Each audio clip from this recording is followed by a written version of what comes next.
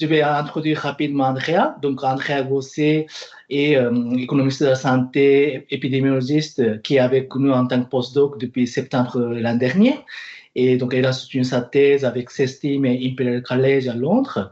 Et aujourd'hui, donc, elle va présenter son modèle sur évaluation de co-efficacité de différentes stratégies au niveau de prévention de transmission mère-enfant de l'hépatite B. Donc, Andrea, c'est toi qui commence.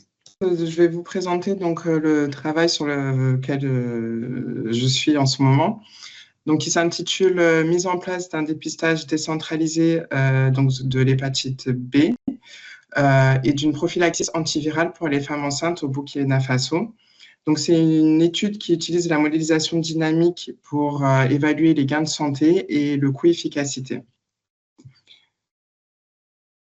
Donc, tout d'abord, je vais vous présenter quelques éléments de contexte. Donc, en ce qui concerne l'hépatite B et donc l'objet de cette étude.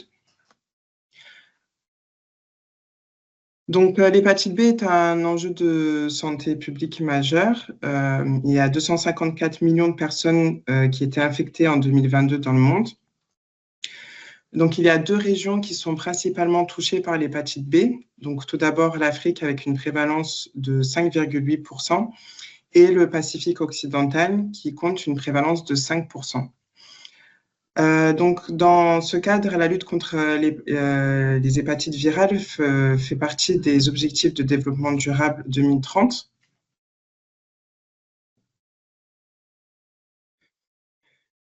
Alors, il y a un vaccin qui existe contre l'hépatite B, malgré donc la présence de la vaccination. Donc, il y a toujours une prévalence qui est élevée chez les enfants de moins de 5 ans, particulièrement en Afrique de l'Ouest, où la moyenne de la prévalence est de 2,7%.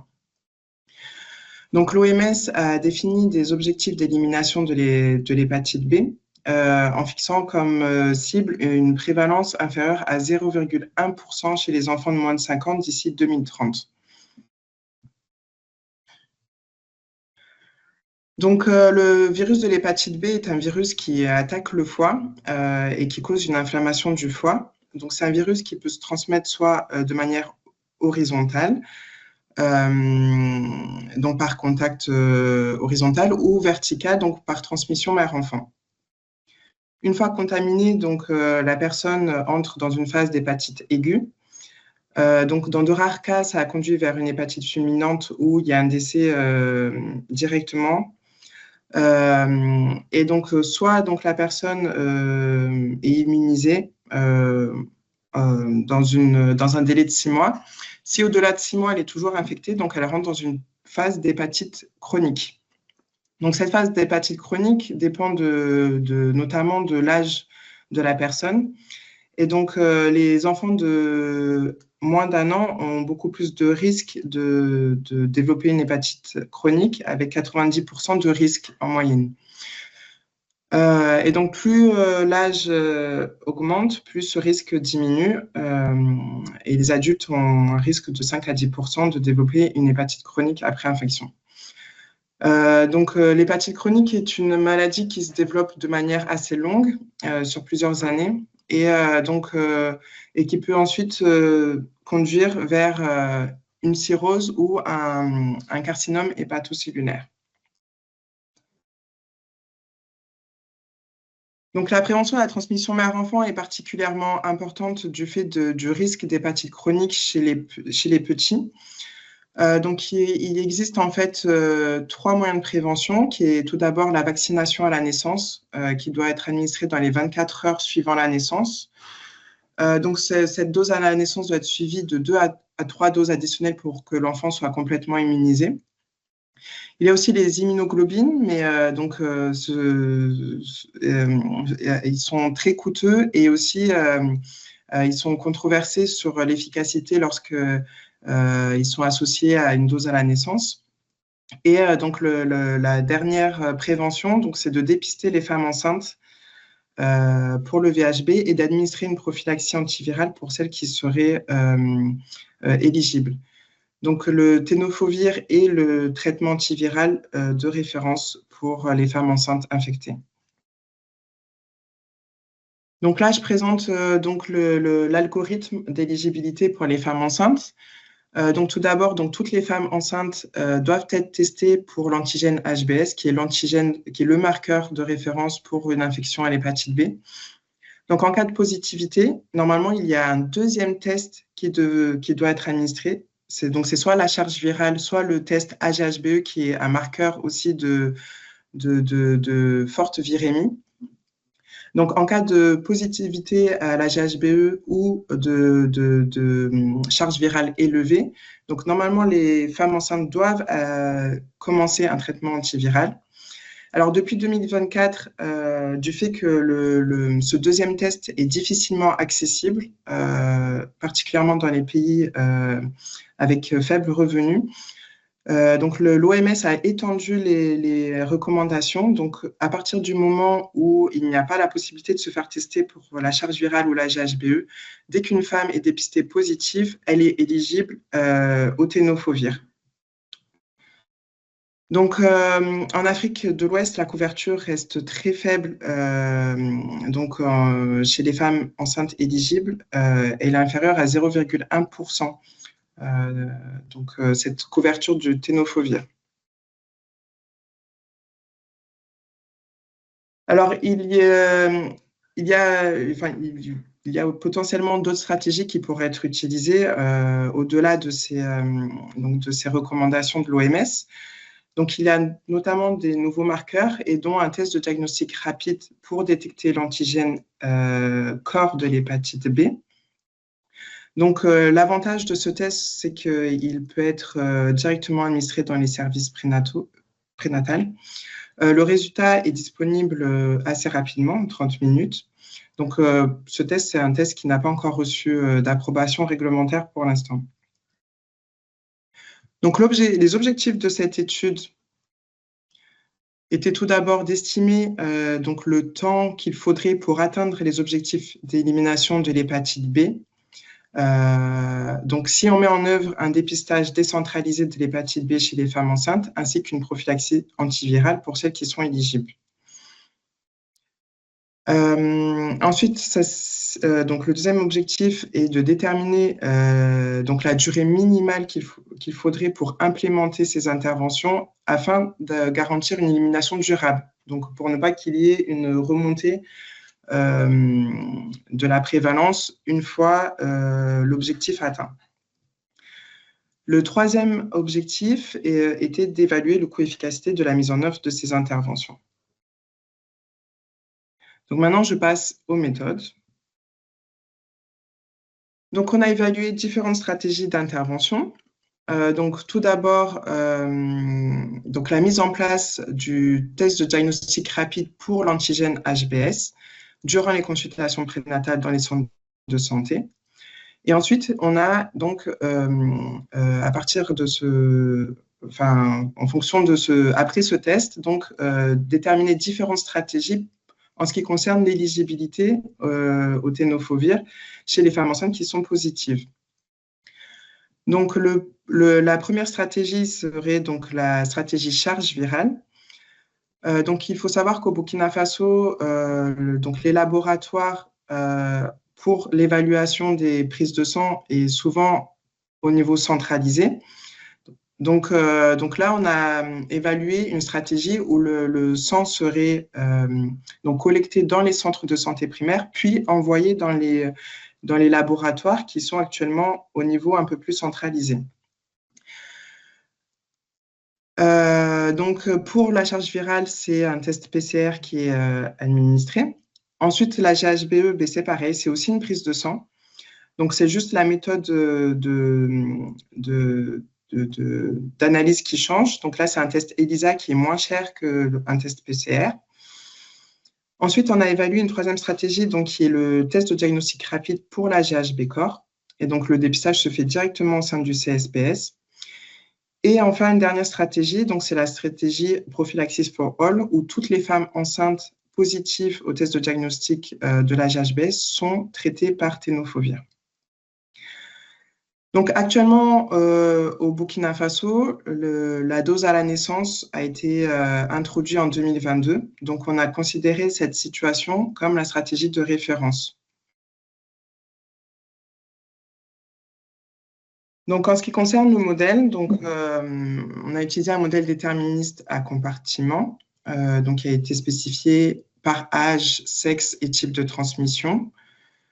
On a calibré ce modèle à partir des données démographiques et des données de prévalence disponibles, donc soit au Burkina Faso, soit dans la région en Afrique de l'Ouest, où on a étendu au fur et à mesure des données disponibles.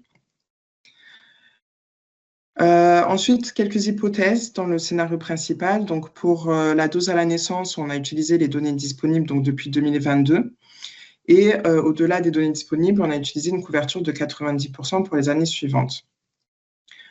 Ensuite, en ce qui concerne les couvertures pour le dépistage de l'antigène HBS et les tests secondaires, ainsi que pour la couverture de la prophylaxie, on a considéré une couverture de 90%.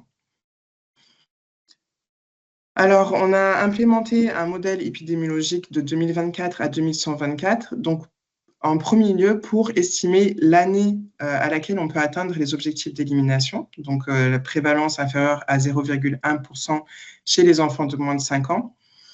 Et aussi, on a estimé donc, la durée nécessaire d'implémentation des interventions pour une élimination durable. Donc, lorsqu'on arrête les interventions, il ne fallait pas qu'on observe une augmentation de la prévalence après l'arrêt des interventions. Donc, ensuite, on a estimé donc, le coût efficacité. Donc, pour l'efficacité, on a repris le modèle dans lequel donc, on a implémenté les interventions à partir de l'année 2024 jusqu'à l'année estimée d'élimination. Et donc, pour chaque cohorte bénéficiant de ces interventions, on a fait une projection donc, à long terme pour évaluer donc, l'efficacité de ces interventions donc, sur une durée de 100 ans. Donc, pour le critère d'efficacité, on a utilisé donc, les années de vie corrigées de l'incapacité, ce sont les Disability Adjusted Life Years, les DALY. Pour les coûts, donc, on a mis en place une étude de microcostime pour lequel on a évalué donc, les coûts de la vaccination, le coût de dépistage chez les femmes enceintes et le coût donc, du traitement de la prophylaxie par tenofovir. Et aussi, donc, on a pris en compte le coût des soins des personnes dans les stades avancés de la maladie. Donc, on a pris en compte un taux d'actualisation de 3%. On a pris la perspective du système de santé pour cette analyse coût-efficacité. En ce qui concerne le seuil de coût-efficacité, donc, on a retenu un seuil de 0,5 fois le PIB par habitant au Burkina Faso en 2023, donc, qui correspond à un montant de $441. Et on a fait donc, des analyses de sensibilité déterministes, univariées et probabilistes. Donc maintenant, j'en arrive aux résultats.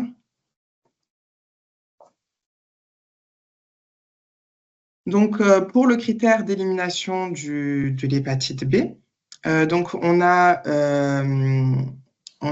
estimé donc, une élimination à partir de 2035 pour donc, la stratégie avec charge virale, HBV-DNA, en 2036 pour la stratégie avec l'antigène HBE et la stratégie avec donc, le test de diagnostic rapide de l'âge HB-Core, et en 2033 pour la stratégie Prophylaxis for All. Ensuite, pour une élimination durable, on a estimé que chaque stratégie doit être implémentée donc, pour au moins 12 ans pour la stratégie charge virale et HB-Core, au moins 13 ans pour la stratégie AGHBE et au moins 10 ans pour la stratégie Prophylaxis for All. Donc, pour maintenir une analyse avec une durée commune, on a donc juste retenu l'année maximale, la durée maximale qui est de 13 ans.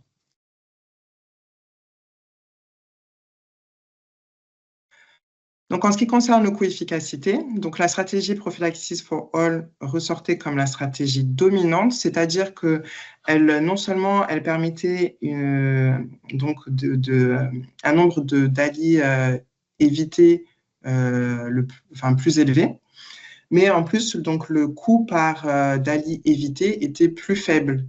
Donc, ce coût était de $241 par DALI évité, comparé aux autres stratégies. Donc, en ce qui concerne les analyses de sensibilité, donc les 3 premiers paramètres les plus incertains, c'était tout d'abord donc le taux de transition de stade cirrhose compensée à cirrhose décompensée, et ensuite donc le risque de développer une cirrhose lorsque les enfants sont contaminés par transmission mère-enfant, comparé à lorsque les enfants sont contaminés par voie horizontale. Donc, l'autre incertitude réside dans l'efficacité de la dose à la naissance chez les mères avec charge virale élevée. Donc, dans les analyses de sensibilité probabilistes, donc, il y avait quand même une forte probabilité que la stratégie Prophylaxis for All soit co-efficace, avec une probabilité de 91,6%. Donc, en conclusion, donc la stratégie Prophylaxis for All ressort comme la stratégie dominante, avec le potentiel d'atteindre les objectifs d'élimination d'ici 2033. Cette stratégie nécessiterait une implémentation sur au moins 10 ans, en combinaison toujours avec la vaccination, dont la dose à la naissance. La raison pour laquelle cette stratégie ressort comme dominante, c'est parce que, en fait, malgré que les femmes enceintes avec charge virale faible, donc chez ces femmes-là, le risque de transmission est très, très faible. Le problème, c'est qu'elles représentent une grande part des femmes infectées. Donc, ça pourrait représenter quand même un problème de santé publique. Donc, la principale limite de cette étude, c'est la grande incertitude qui réside concernant donc, la progression donc, des porteurs chroniques dans les stades avancés de la maladie en Afrique subsaharienne. Voilà, je vous remercie pour votre attention. Merci Andrea pour ta présentation. Oui, Laura, oui, je te laisse. C'est juste merci. On peut passer aux questions. Si vous avez des questions dans la salle ou en ligne, je ne sais pas. Oui, je vais demander un peu du prix, parce que la caméra elle va me voir, non, peut-être pas. Ah, plus fort. Bon, petit, peut-être ça viendra après. Du coup, j'avais une question sur, est-ce que tu sais si les imports de cas, c'est une préoccupation, et si du coup c'est quelque chose à prendre en compte en plus, ou si finalement ça ne va pas trop jouer? Tu veux dire les imports de cas des personnes qui viennent de l'extérieur, c'est ça? Ouais, c'est ça. Je pense qu'il n'y a pas tellement d'immigration. Alors, c'est quelque chose qui a été pris en compte dans les données démographiques, mais je pense qu'il n'y a pas tellement de personnes qui entrent dans le pays, enfin au Burkina Faso. Hein. Donc, je ne pense pas que ça soit un problème, en tout cas pour le Burkina Faso. Ok. Enfin, en termes de contamination et je ne pense pas que ça soit un facteur important.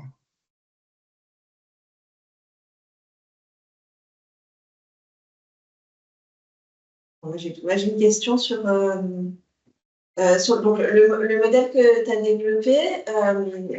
Tu vas rentrer dans les détails, mais tu nous as dit que tu l'avais calibré sur les données de prévalence, c'est ça, hein? Oui.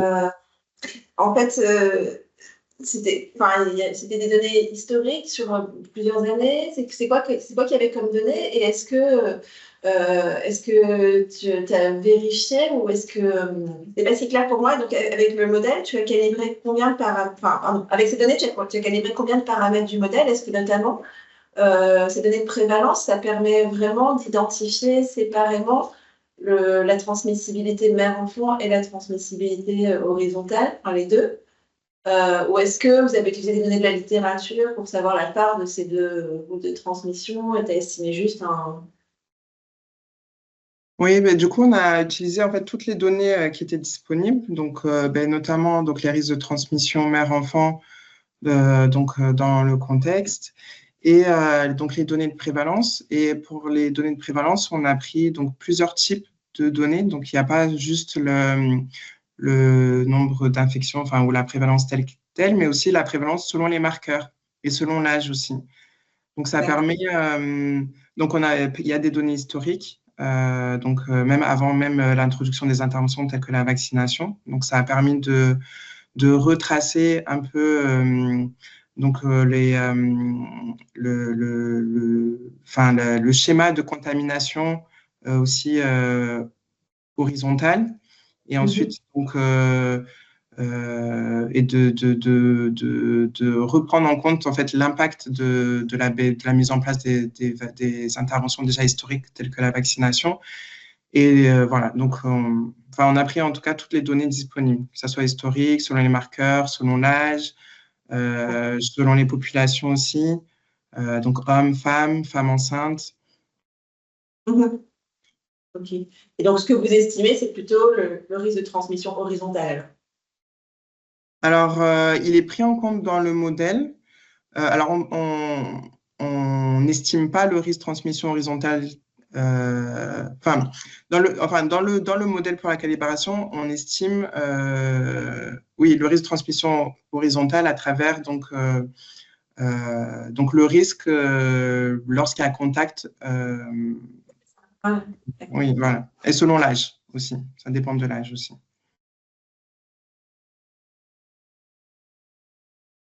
Et j'ai une question avec vous, je continue. Donc, il n'y a pas du tout d'incertitude dans le... Puisque Enfin, je sais que c'est un modèle déterministe, mais comme il y a de la calibration des paramètres, vous n'avez pas voulu répercuter l'incertitude que ça donnait sur les prédictions du modèle pour avoir un intervalle de prédiction sur la durée estimée avant élimination, par exemple. Alors, on a pris en compte l'incertitude des paramètres pour tout ce qui est coefficacité et donc toutes les outcomes de l'efficacité, notamment les DALI. Après, c'est vrai que pour la durée, on n'a peut-être pas pris d'intervalle, mais bon, à voir. Je ne sais pas, c'est juste que je ne l'ai pas vu sur la figure, mais peut-être que c'est dans oui. C'est très intéressant. En tout cas, merci beaucoup. Merci. Peut-être qu'on peut passer à la deuxième présentation. Du coup, alors, Quentin, tu veux partager ton... Normalement, on n'a pas besoin de présenter Quentin. Ah oui, tu veux. Tu veux, on a besoin, on ne te présente plus, Quentin. Je te laisse te présenter, puis tu peux dire dans quel contexte.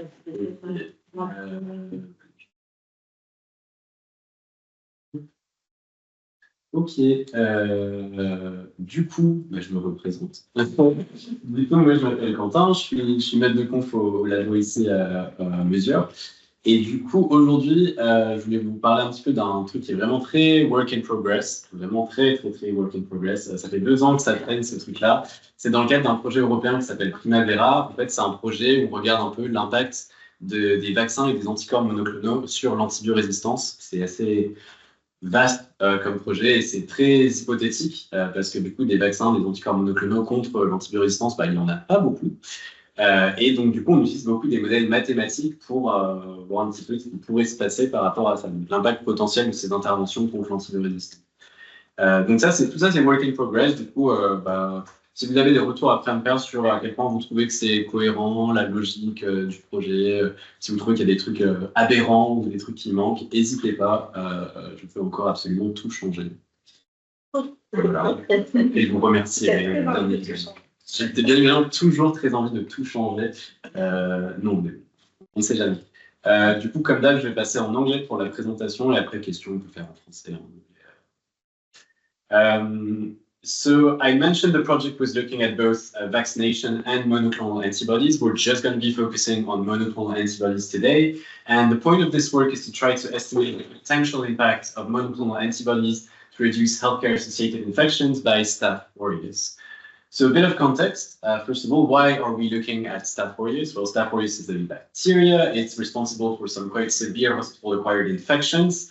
You've got bloodstream infections and ventilator-associated pneumonia, which are really the top two preoccupations with Staph aureus in terms of severity. There's a couple of high-risk populations within these hospital, these healthcare settings who are going to be particularly at risk of these types of infections, and that's hemodialysis patients, patients who have central lines, so that's typically everyone in ICU, and mechanically ventilated patients who are obviously at risk of ventilator-associated pneumonia. The interesting thing about Staph aureus that we need to factor in is that colonization often serves as a source of infection. So what this means is that if you're carrying Staph aureus in your nose, typically, and you're doing that asymptomatically, just regular colonization, you're more at risk of then being infected by the same strain that you carry up your nose. So actually keeping track of what people are colonized with is very important if you want to figure out the risks of infection. Now, all of this is even more complicated when we need to think about antimicrobial resistance. So for Staph aureus, specifically, we worry about methicillin-resistant Staph aureus, so MRSA, and that represents a major public health challenge because infections by MRSA are harder to treat, and so it represents worse outcome for the patients. So we're not totally helpless against Staph aureus. There's a bunch of different ways that we can deal with that. So one very popular intervention that already exists and has already been wildly successful, notably in the Netherlands, I think, is decolonizing agents. So because of what I told you before, that is that colonization is a major risk factor for infection, then the solution is get rid of colonization, you get rid of the risk of infection. Makes sense. But you use decolonizing agents to reduce bacterial population in patients to low enough levels such that it would prevent the risk of infection. So typically, the agents that you'd use to do that are mupirocin and chlorhexidine, so two big decolonizing agents. And it's a very useful intervention, but there's a couple of challenges. So sometimes it fails, so colonization still stays even despite using these types of agents. You can have recolonization as well, so it's not because I clean your nose that's going to stay clean for the next weeks or so. You might get recolonized. Resistant to treatment, topical application as well. All of that makes it a bit complicated, and these agents are a bit imperfect, but they're still widely used. So then we go into the realm of more hypothetical interventions, and that's monoclonal antibodies. So monoclonal antibodies, they're artificial antibodies, and they can be used to treat the infections or prophylactically to reduce the risk of infection. Okay, so you give them, again in this example, you give them to colonized patients, and you would reduce the risk of infection this way. Now, monoclonal antibodies for Staph aureus, they currently don't exist in a publicly available sense. They're all in clinical trials. They've had varying success in clinical trials. So all of this is still ongoing. But that means that in the meantime, we can ask ourselves some very relevant questions with regards to these interventions.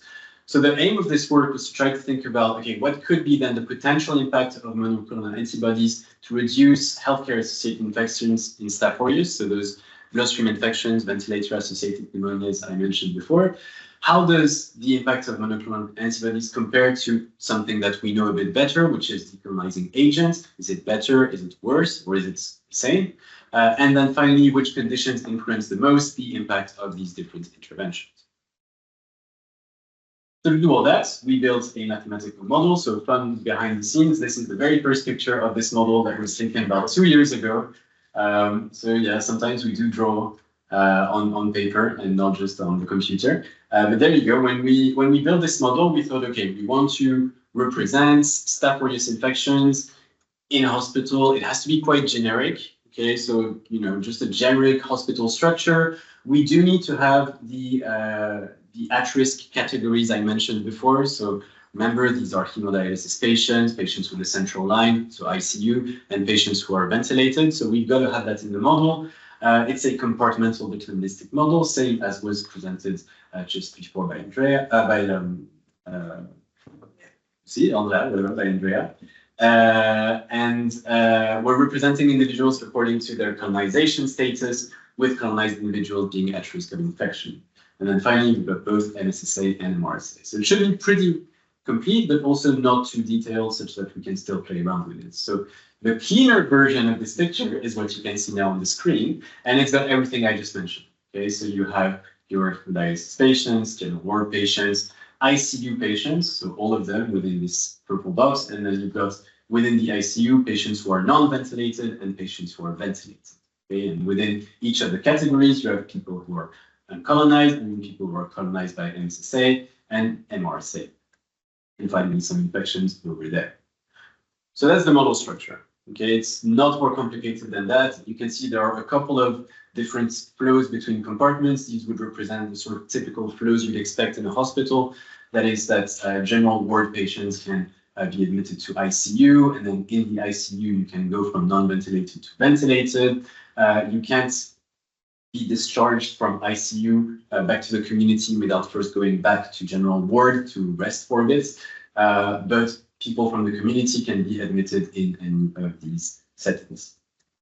So that's for the rough outline of those.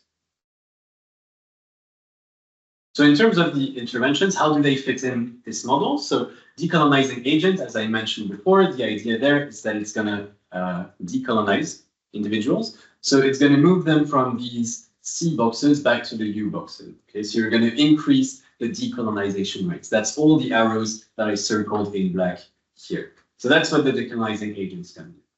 Now this has what we call an indirect impact on infection. Okay, so this decolonizing agents, they don't actively play a role to reduce the transition from colonized to infected, but what they do instead is that they move you back to uncolonized, and when you're back to uncolonized, you can't be infected. So it's an indirect impact on infection, because in this, what we assume here is that only colonized individuals can become infected.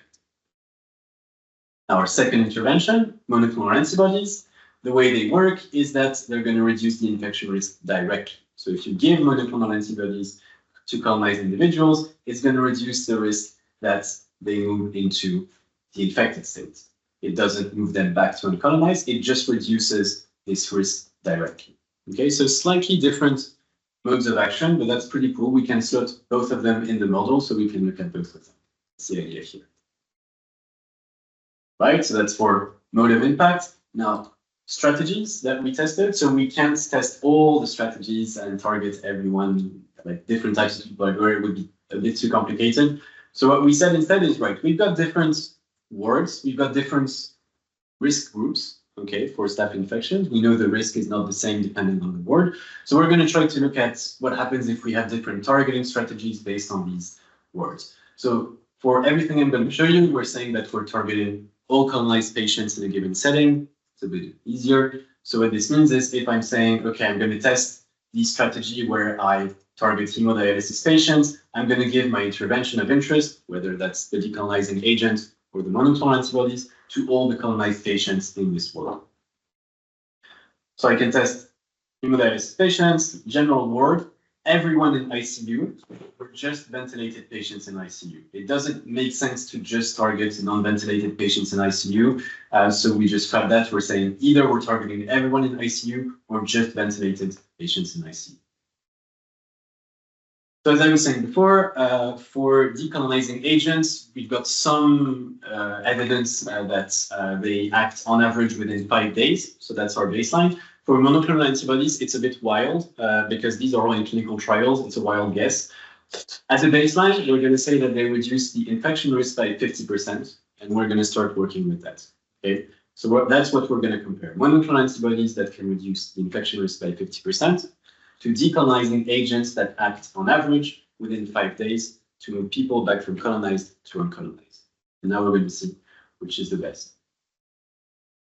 So how do we check which is the best? So the model is deterministic, but we do vary the parameters at each run. Basically, we know that there's a certain distribution for transmission rate, for number of patients who are admitted, for infection rate.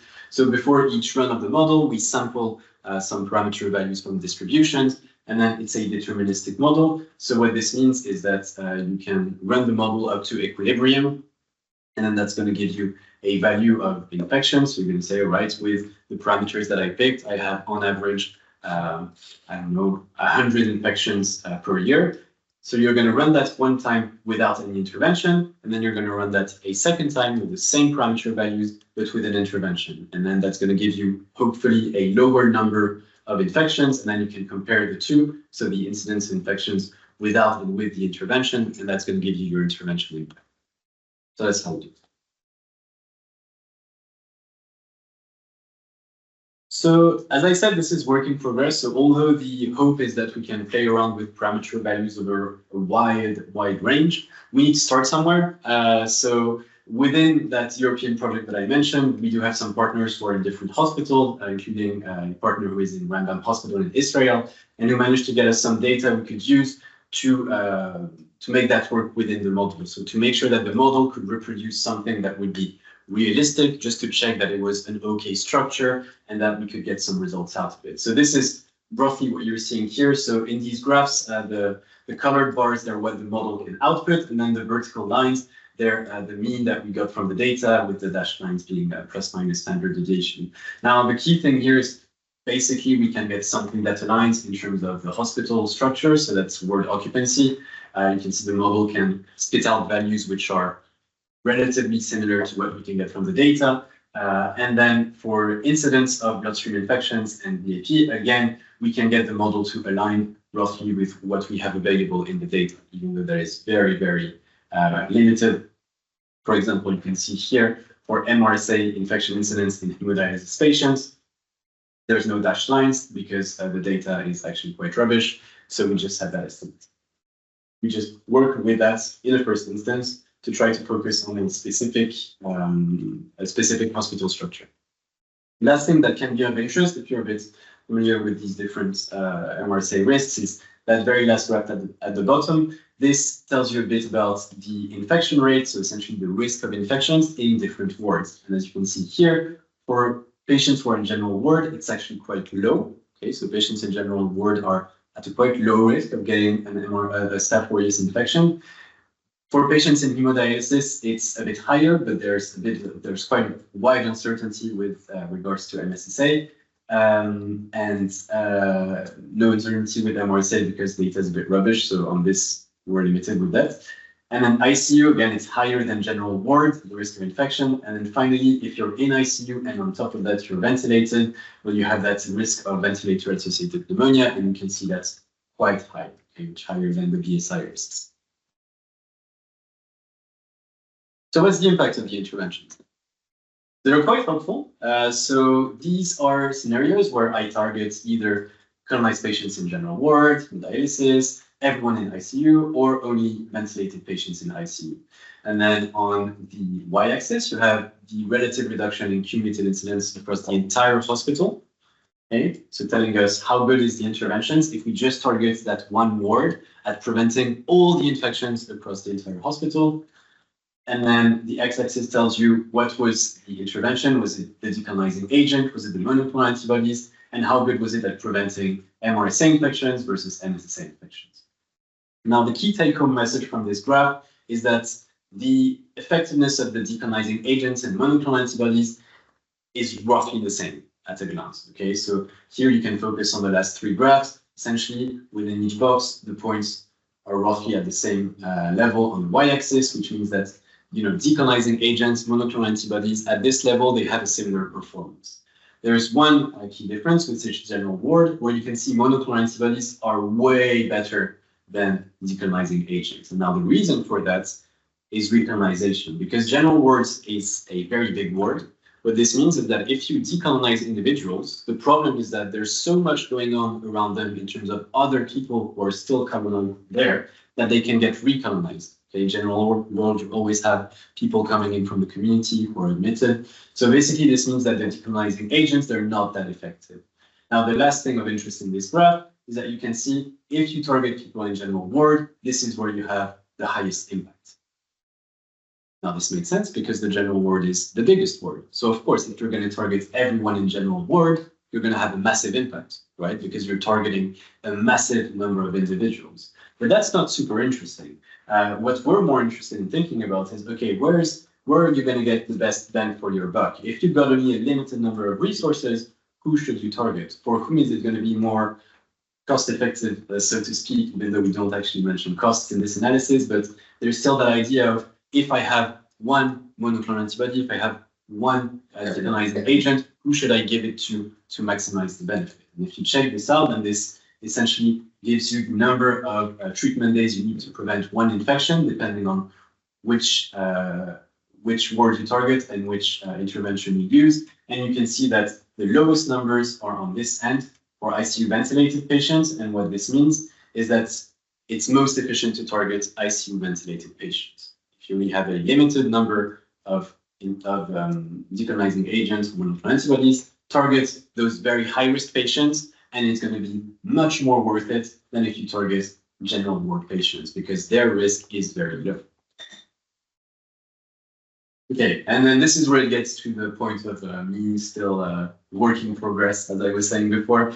So the point of the next analysis is to start thinking about, well, what if you vary the efficacy? What if the decolonizing agent is slower or faster? What if the monoclonal antibodies have a greater efficacy or lower efficacy to reduce infection risk? What does this change? So this is some very rough results of this here. Again, different targeting strategy for each row. MRSA versus MSSA.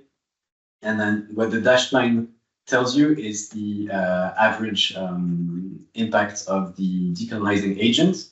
So the darker the line, the faster the agent is. Okay, as a reminder, the speed of available decolonizing agents is about 5 days, which is this line here in dark gray.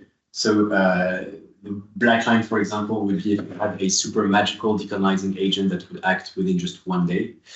And then everything in green, that's the impact of monoclonal antibodies, depending on the efficacy that you assume that they have. So as a reminder, before we assume that they have an efficacy of 50%. So what happens if you increase this? Well, you see that the more you increase the efficacy of the monoclonal antibodies, the higher the impact.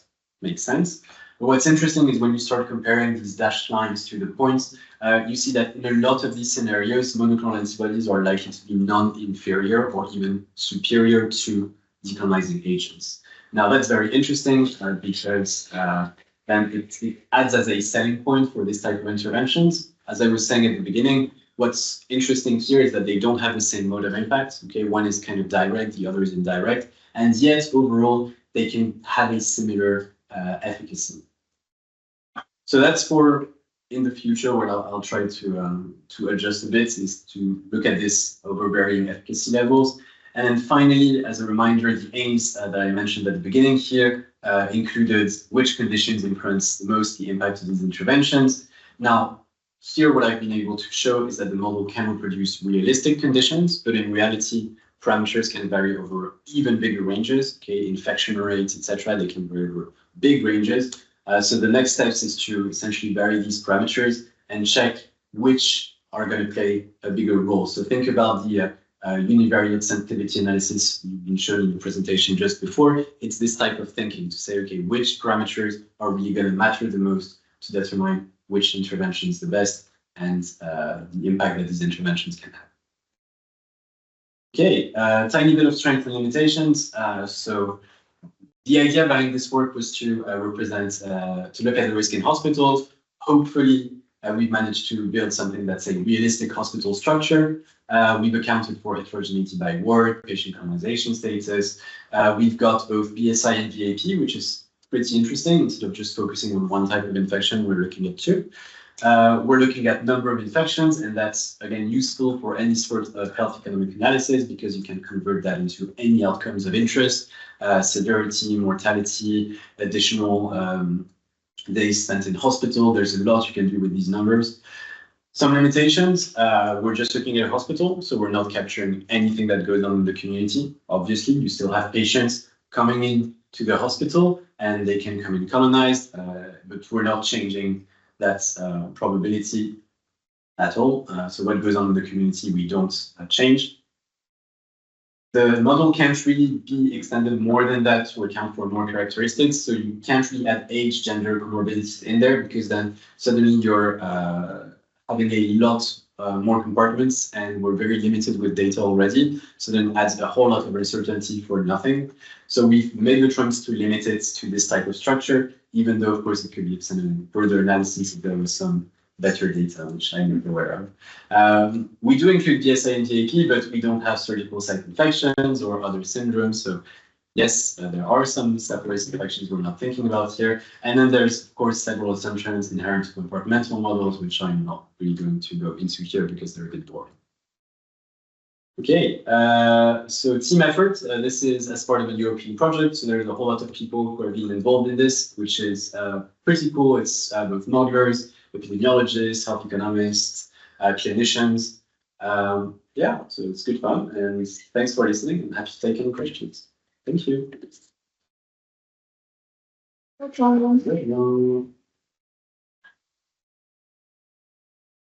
Et ben, ouais. N'hésitez pas si vous avez des questions à distance ou dans la salle. Cette fois-ci, moi, j'en pose pas. Ouais, ça, je fais. Et Yunus, ok, tu as une question? Oui, merci beaucoup pour la présentation très intéressante. Oui, j'ai pas très bien compris. Donc, au niveau des interventions de décolonisation avec chlorhexidine, comment ça se fait? Et aussi, monoclonal antibody, quelle est la fréquence d'administration?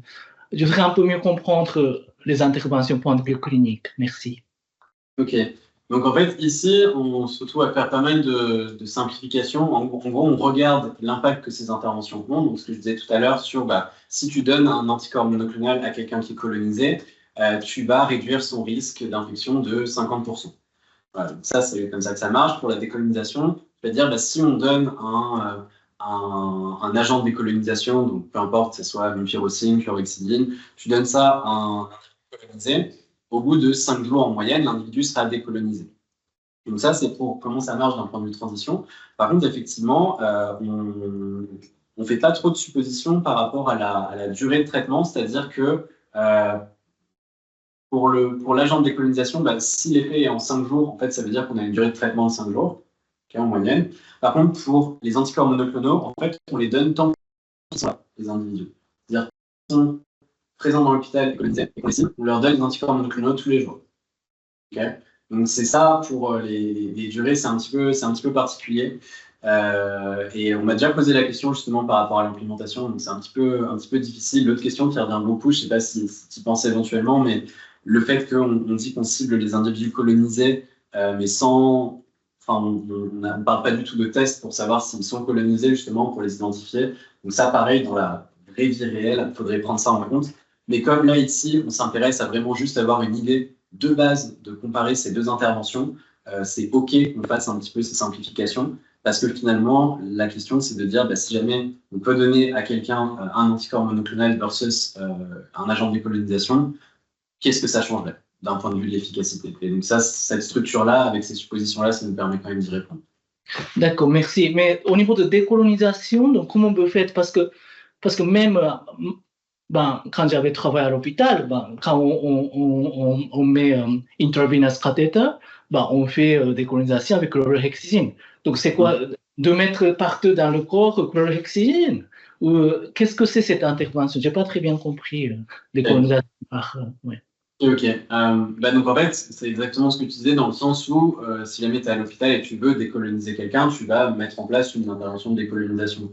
Donc je suppose que là, dans ton exemple chlorhexidine, tu essaies justement de faire en sorte qu'il y ait plus ce risque d'infection due à la colonisation. Donc en fait, tu vas juste supprimer les bactéries à un niveau suffisant pour pas trop te préoccuper de l'infection. C'est ça l'idée. Et donc là, c'est un peu la même chose, dans le sens où, en fait, on suppose, comme d'hab, c'est un modèle mathématique, donc on ne regarde pas les individus un par un, on fait un petit peu des comportements moyens. Donc là, on va dire, voilà, on a cette intervention-là.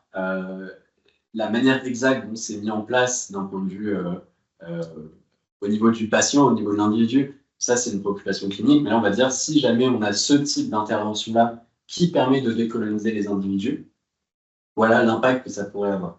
Mais après, les préoccupations exactes au niveau de l'individu, forcément, on ne peut pas les prendre en compte ici. Mais c'est pour ça qu'on a quand même des cliniciens qui sont dans le travail pour vérifier qu'on arrive quand même à donner un sens à tout ça d'un point de vue clinique. En Parce que pratique, décolonisation, bah, mettre chlorhexidine, c'est quelque chose de simple.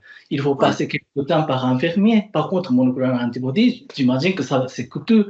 Donc, pour moi, si vous montrez que chlorhexidine, ça suffit, bah, ça suffit.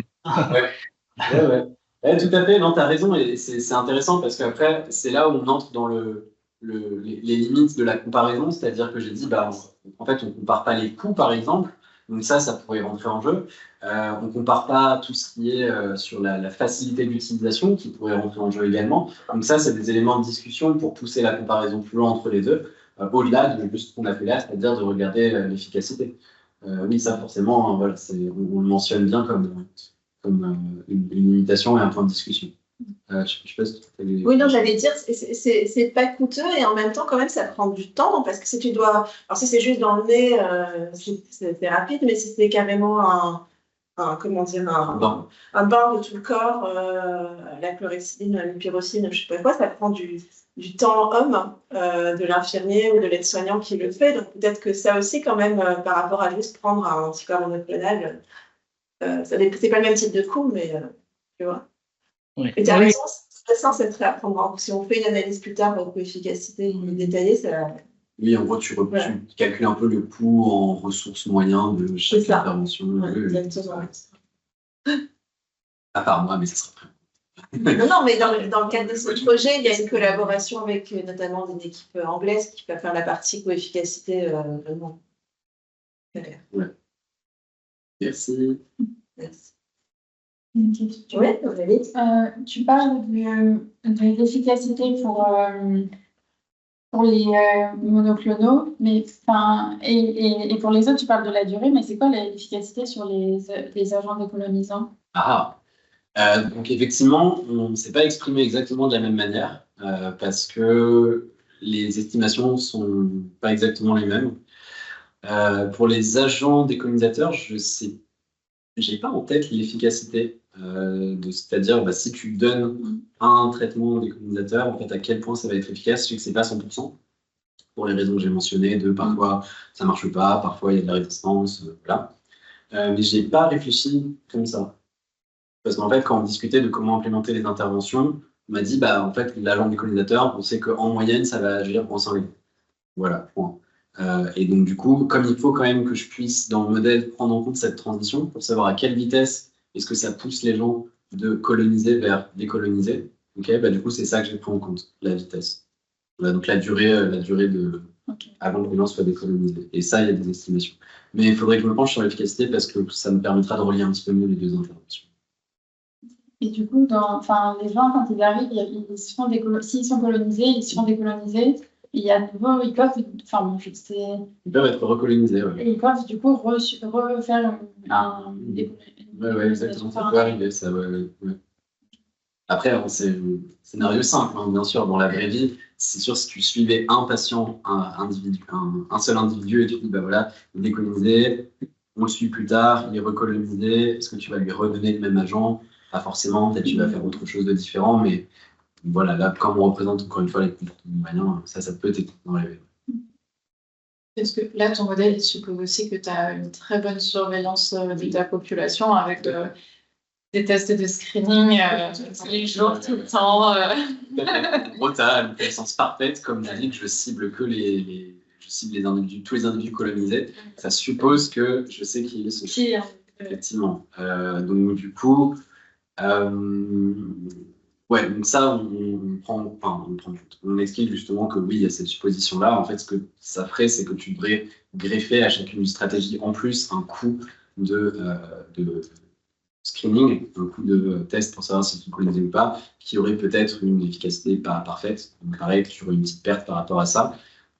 Mais ici, comme finalement ça s'appliquerait aux deux interventions, dans tous les cas, on dit pour les deux, les gens colonisés, la même limite s'applique aux deux interventions. Donc en fait, par rapport à la comparaison des deux, ouais, mais parce que les colonisés, ils peuvent être. L'intervention de décolonisation, ils sont décolonisés et puis être à nouveau recolonisés, alors que dans l'intervention avec l'anticorps monoclonal, comme ils sont traités jusqu'à la fin, en fait, tu les détectes au fur et à mesure. Tu vas en manquer, bien sûr, mais je pense que tu en feras peut-être moins Enfin, pas sûr que les deux traitements soient équivalents dans un cas où le dépistage n'est pas systématique. Ok, c'est un bon point. C'est un bon point.